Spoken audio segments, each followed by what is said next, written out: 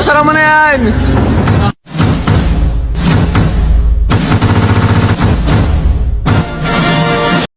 A few moments later.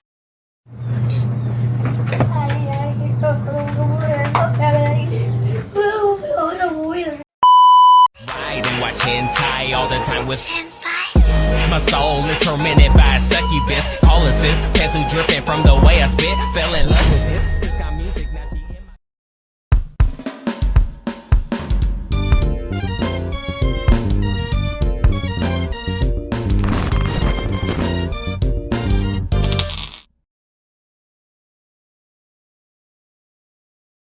A few moments later. Assalamualaikum warahmatullahi wabarakatuh.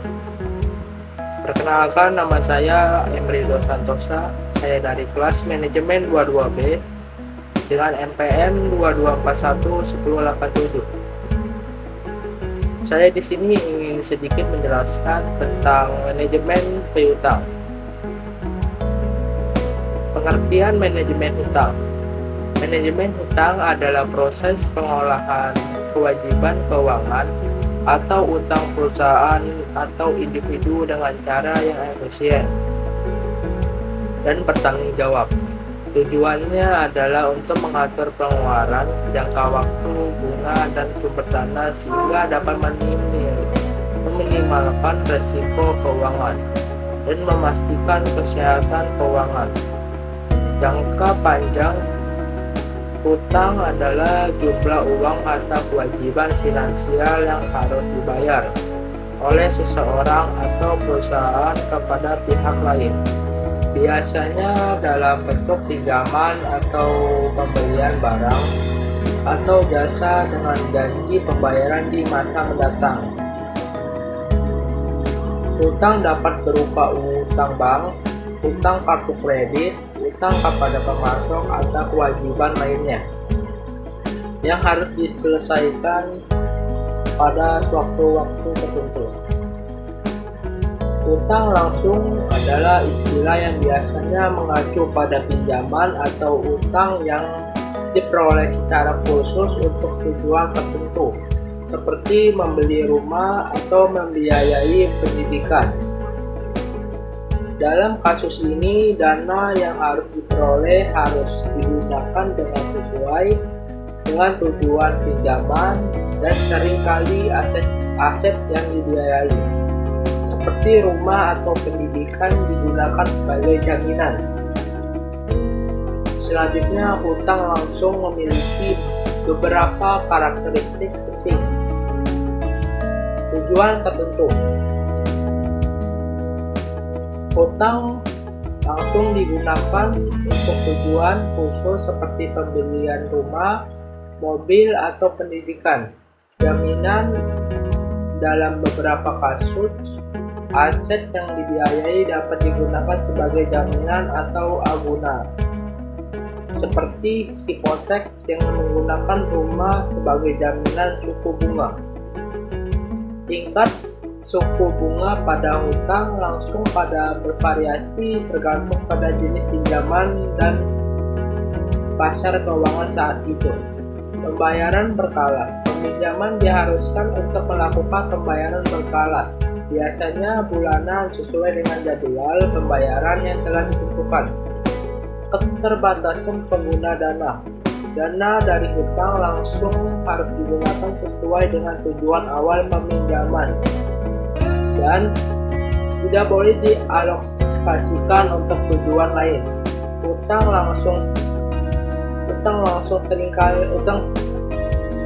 langsung seringkali memiliki manfaat, seperti membantu seseorang membeli rumah atau mendapatkan pendidikan yang memungkinkan seseorang membeli rumah atau mendapatkan pendidikan yang mungkin sulit dibiayai secara tunai. Namun, penting untuk memahami sempurna kewajiban yang terkait dengan hutang ini dan memiliki rencana pengolahan keuangan yang baik untuk mengatasi pembayaran hutang secara bertanggung jawab. Selanjutnya, perencanaan hutang. adalah proses merencanakan bagaimana mengelola utang dengan bijak dan bertanggung jawab. Ini melibatkan langkah-langkah berikut. Yang pertama, evaluasi utang. Yaitu pertama, identifikasi semua utang Anda. Catat jumlah utang, suku bunga, jangka waktu, dan pemberi pinjaman. Ini mencakup utang seperti pinjaman pribadi, hipotek, kartu kredit, dan lainnya. Yang kedua, prioritaskan utang. Tentukan utang mana yang harus menjadi prioritas. Biasanya utang dengan suku bunga tinggi atau yang memiliki konsekuensi hukum jika tidak dibayar menjadi prioritas. Yang ketiga, bunga anggaran. Buat anggaran yang mencakup semua pengeluaran bulan Anda. Ini akan membantu Anda melihat beberapa banyak uang yang dapat dialokasikan untuk pembayaran utang setiap bulan. Yang keempat, rencana pembayaran utang. Tentukan rencana pembayaran utang yang realistis. Cobalah untuk membayar lebih dari pembayaran minimum jika memungkinkan, terutama pada utang dengan suku bunga tertinggi.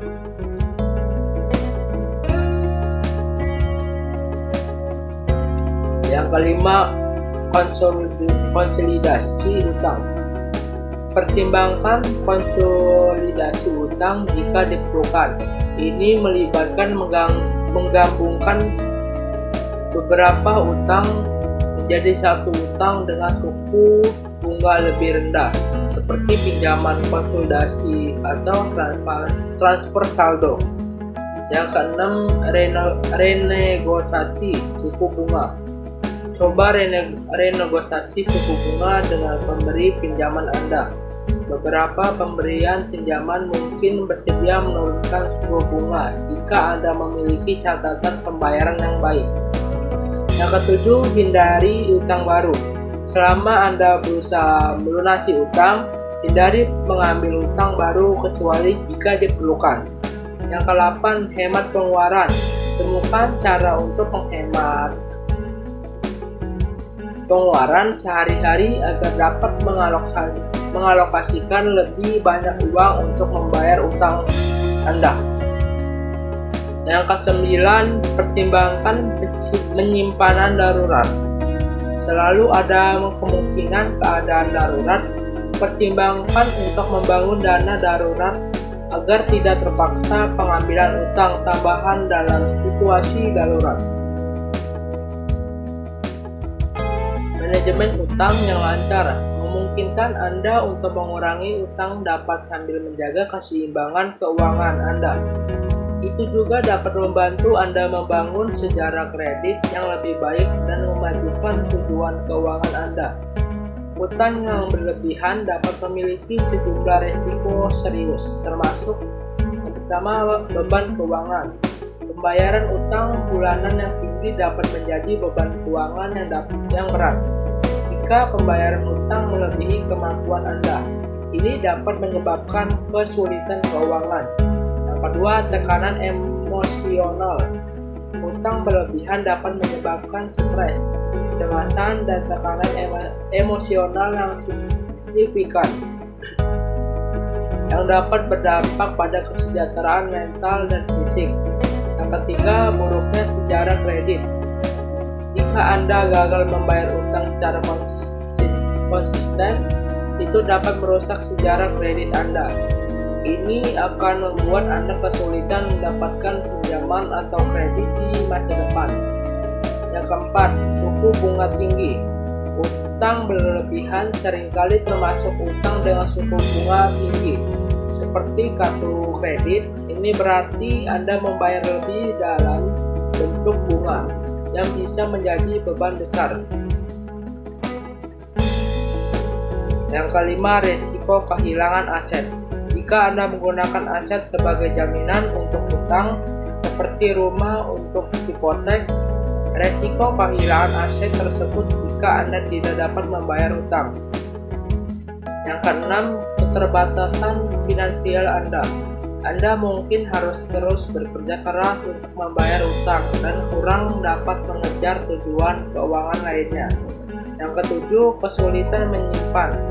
Ketika sebagian besar pendapatan digunakan untuk membayar hutang, Anda mungkin kesulitan untuk menyisihkan dana untuk tabungan atau investasi jangka panjang.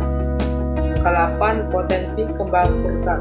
Jika hutang berlebihan tidak dapat dikelola dengan baik, hal ini dapat mengarah kepada kebangkrutan yang memiliki konsekuensi serius terhadap keuangan Anda.